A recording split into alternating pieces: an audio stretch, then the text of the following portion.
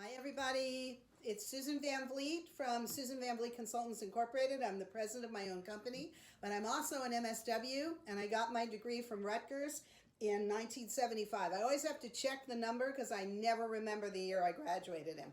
I think it's because it's so long ago I can't remember. But anyway, I have an MSW from Rutgers, and I started my own company about 43 years ago. And we've been working with a lot of people on transitioning back from the pandemic back into some kind of new normal.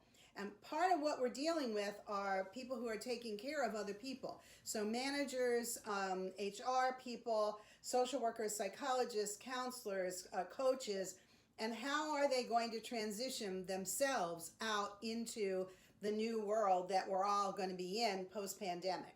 One of the things that we recommend, and this is the first thing I strongly recommend that you all do, is make a plan. Make your own plan for how you're going to do it. Make it individualized. Make it that a plan that actually works for you, your clients, and your family. Make sure that it has all the elements in it, like how many people will you be seeing daily, how will you be taking care of yourself, and that's going to be point number 2, by the way. But the plan is to cover all of the things that you know are going to come up as you transition back into whatever you were doing before. Because I think we've all learned a lot from this pandemic. I think we've all learned a lot about how to do things remotely, including huge amounts of information now on being able to do therapy remotely that we've never had before. And I think it's something that we shouldn't lose. I don't want us to lose some of the gains that we've made in doing things remotely, and that should be a part of your plan as well. So how much are you going to be doing remotely? How much are you going to be doing in person? And what works for you? And the reason I want you to do the plan, and the reason the people that we work with are happier after they do the plan, is because they now have a roadmap of how they're going to do it.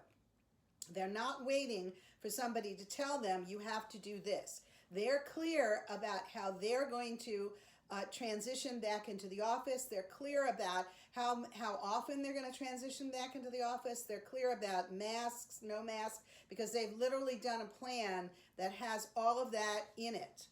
So I really urge you to take maybe an hour just to put this plan together so you know what you're doing and you have a proactive plan as opposed to a reactive plan to somebody saying, hey, you need to be back in the office with no guidelines. The second thing I want to cover is the fact that we as people who take care of other people or support other people, we are very, very bad at supporting ourselves. So somehow what has to be built into this plan, and it even can be a separate plan, is how you're going to take care of yourself as you transition. This is a very big transition.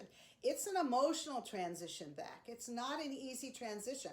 I'm about to do the first live in-person workshop that I've done in almost a year and a half. And emotionally, I'm gearing up for it because I'm not even sure how this is going to go now post-pandemic. I'm pretty sure it's going to be fine. I'm pretty sure it's going to be successful, but I still have a lot of concerns about how we're going to be transitioning out and how we're going to be doing it and the rules that we put in place to do it.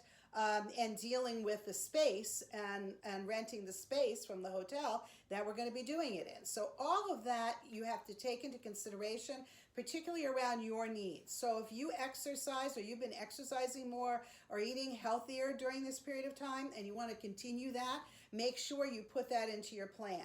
If you're seeing a limited number of people per day as clients, then make sure you put that into your plan. Whatever it is that you've learned during the pandemic has worked for you, make sure that appears in your plan. And make sure that you have something in your plan that actually is about you taking care of you with specific times for doing it. That would be a really big thing I would urge you all to do before you even transition, if at all possible. Thirdly, I'd like us to think of the word hybrid. It's becoming a really big buzzword right now in corporations, and that's not why I want all of you to think about it.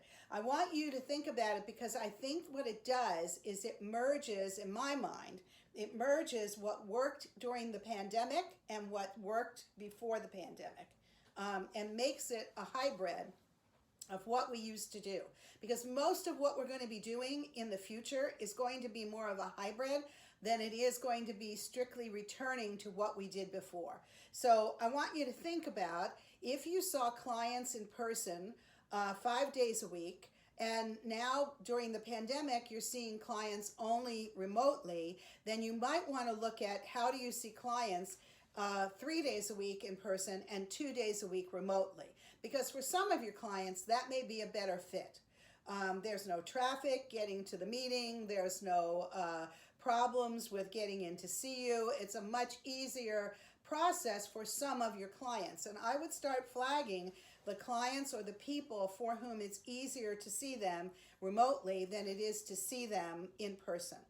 And then the other thing is, let's also look at what's better for us. So if it's better for us to be seeing people remotely from home versus seeing them in the office, then I think we should continue that. And a lot of what you do is taking into consideration what is the best thing for your client base. So for those of you who work in corporations, your consideration should be, is it better for you to be there in the office every day, or is it better for you to be there 3 days a week and home 2 days a week, and if so, which days? And that, again, is part of the hybrid piece that you want to also include in your plan. So number one, you need to do a plan to make sure that you've taken into consideration everything. And in your plan should be how you're going to treat yourself, how you're going to make sure you're taken care of during this process, and particularly during the transition, because it's not going to be an easy transition back for some of us.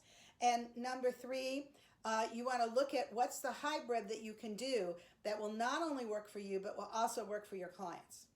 Because for some of you, for some of us, our clients are even better via hybrid, via remote, and not in person than they are in person. And I'd like to consider that that's something that maybe, just maybe, particularly in the counseling, social work, psychology professions, should continue into the future. So let us know if you need any support. Let us know if we can help in any way. Enjoy the transition. Enjoy the new freedom that some of us are enjoying right now. And let's all move forward and do our work in a way that works for us and also our client base. Take care.